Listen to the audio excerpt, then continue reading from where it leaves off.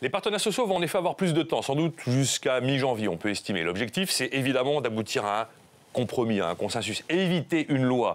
Pourquoi? Parce qu'en fait, la réforme du marché du travail, c'est la mère des réformes en France. Car le véritable problème et la priorité de notre pays, c'est de réduire le chômage. Et bien, pour la première fois, les partenaires sociaux sont devant un ultimatum assez inhabituel, c'est vrai, car de la réussite de leurs négociations dépend la crédibilité de notre pays sur sa capacité à se réformer. Et finalement, de la réussite de ces négociations dépend d'une certaine manière l'avenir de la note souveraine de notre pays. Alors les rigidités du marché du travail, elles tiennent en 4 points principalement. D'abord, c'est le coût du travail. Ça, effectivement, c'est pas du ressort des partenaires sociaux. On ne réduira le coût du travail qu'en réduisant la facture sociale que payent les cotisations sur le travail.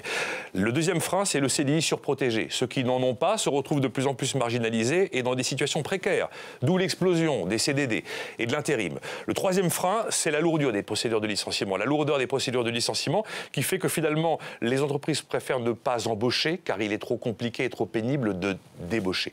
Et le quatrième frein du marché du travail en France, c'est l'insensibilité des salaires aux cycles économiques. Ça fait 15 ans maintenant, 15 ans que les salaires en moyenne progressent plus vite que la production, plus vite que la productivité, plus vite que la croissance. Ça fait 15 ans que pour faire de l'ajustement de la masse salariale, on a uniquement joué sur l'emploi jusqu'à se retrouver avec le chômage de masse que nous connaissons aujourd'hui. Finalement, le chômage de masse, c'est également un choix politique et un choix de société d'une certaine manière. Alors, c'est un peu le silence radio sur l'état de ces négociations.